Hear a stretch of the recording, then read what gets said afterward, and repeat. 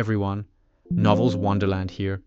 Thank you all for the love and support you've shown me and the channel. Oshi no Ko. I just wanted to be in a band, chapter 56 to 88. I just wanted to start a band, but I ended up performing with Michael Jackson. In the days following, Enfant Terribles and Michael Jackson released their collaborative single, Heal the World. The track struck the United States like a bolt of lightning. There were two main reasons for the uproar. First, the king of pop, a legend who had retreated into seclusion after the 2003 allegations, seemingly losing his faith in humanity, had returned with a message of hope, peace, and resilience. Michael. Is the word children in Heal the World a reflection of your paraphilia? What did you just say to Michael Hyung? You son of a bitch. The second reason was that Enfant Terribles, a group of punks more likely to be seen beating the hell out of paparazzi than acting as ambassadors, had finally released a track with a seemingly political message. Does Enfant Terribles intend for this song to be a condemnation of the US's military actions? Bullshit.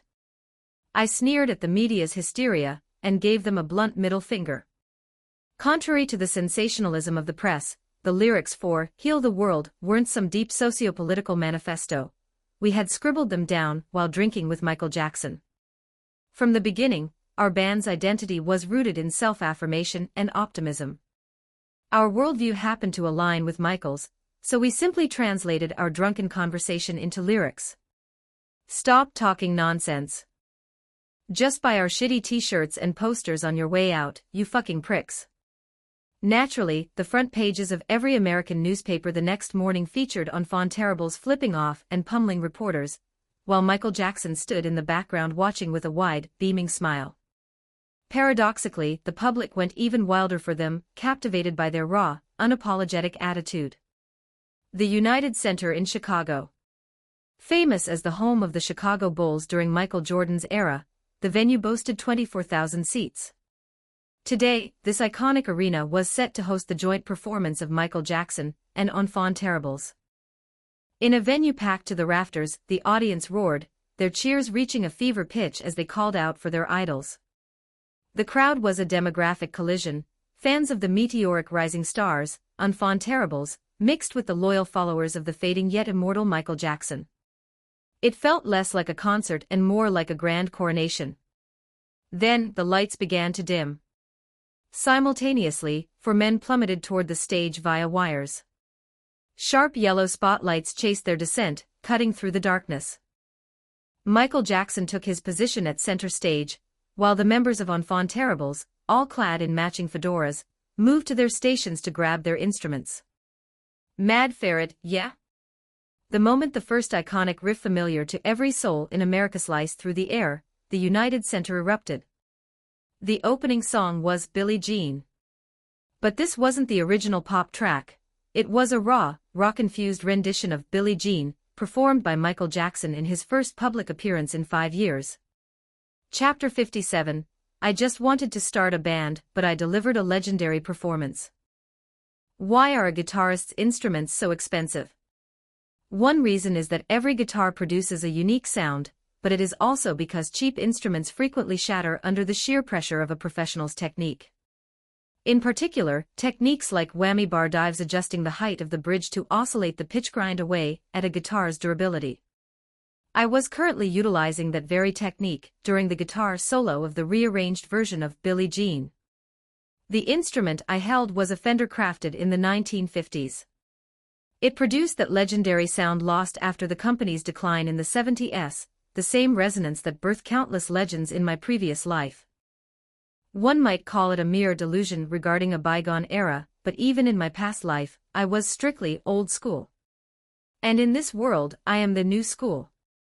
A raw, unrefined, and jagged sound, the true essence of a guitar, began to echo through the venue. Using hammer-ons and pull-offs, I laid the groundwork for Michael Jackson to tear the stage apart. Though the track was pop, a coarse, viscous sound, the kind that birthed the genre of rock in my previous life, enveloped Michael Jackson. I might have been an E-rank session musician before, but right now, I was channeling Jimi Hendrix. He is the man every guitarist yearns for and idolizes. Through this performance, I intended to convince the public of the sheer sexiness of the rock genre.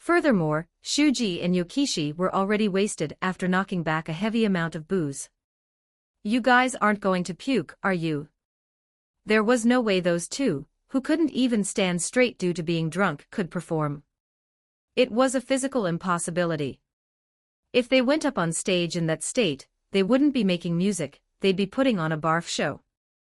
The people from your agency are all here too. Don't say I didn't warn you. Leader Shii, our meshkot came too. Musulman. She not a meshkot, she our little sister. It looked like things were screwed from the start. I hadn't heard anything about AI coming to America, though. But more important than the fact that AI was here was the fact that I had to perform with these two who had already lost their minds. This is a real problem. Our muscular, half-black drummer was barely controlling his swaying body, his face flushed as he tried to loosen up his hands. Meanwhile, our perfectionist, bald bassist was on his knees, wallowing in despair. Leader Shii, this is bad. I see 2 drumsticks. Leader, music has to be perfect, right? But why aren't my fingers moving? Out of the 3 of us, I was the only one sober because I was still legally a minor and couldn't touch the alcohol. If the vanguard of the band, the bass and drums, were in this state, the performance was guaranteed to be a disaster. I was going to have to carry this stage on my own. No matter how much of a mess we were, we couldn't cause a scene at an awards ceremony like this. We didn't even have a justification for it. I tried to calm my racing heart. The current situation was far more anxiety-inducing than performing in front of 30,000 people. Even you get nervous? Makoto Hyung, it's only natural since I have to clean up after those guys on stage all by myself. To settle my nerves, I stretched my arms and neck, loosening up my body. In my past life as an E-rank session musician, I was used to performing with terrible bassists and drummers. Only the venue had changed. I tried to hypnotize myself into focus. Then Yokishi and Shuji started making a fuss, calling out to me in my self-induced trance. Leader Shii. AI is here. President Saito came with her too. Our little sister AI has grown up so much while we weren't looking. Turning my head, I saw AI and President Saito panting, as if they had just rushed back from buying hangover cures. That's when my eyes met AI's. Was AI's atmosphere always like that? I awkwardly waved my hand and greeted AI. We had kept in touch via text, but this was the first time seeing her face since the incident before leaving for America. Shiki Ajizan. Shuji Ajizan. Drink this and get it together. Seeing that familiar, heartwarming sight helped me clear my head. Though the thumping of my heart remained as loud as ever. Right, I could do this. I couldn't ruin the stage right in front of AI. I had a duty to deliver the ultimate performance as her Oshi. Leader Shii, why are you suddenly acting all cool? Leader isn't the only one who can show off in front of AI. We're gonna tear up the stage. Suddenly, heat began to radiate from the previously slumped Yokishi and Shuji. Well, whatever happened, it would work out if we did our best. Don't spit it out. Watching AI force-feed the hangover drinks to Shuji and Yokishi while stopping them from spitting it out, I couldn't help but smile.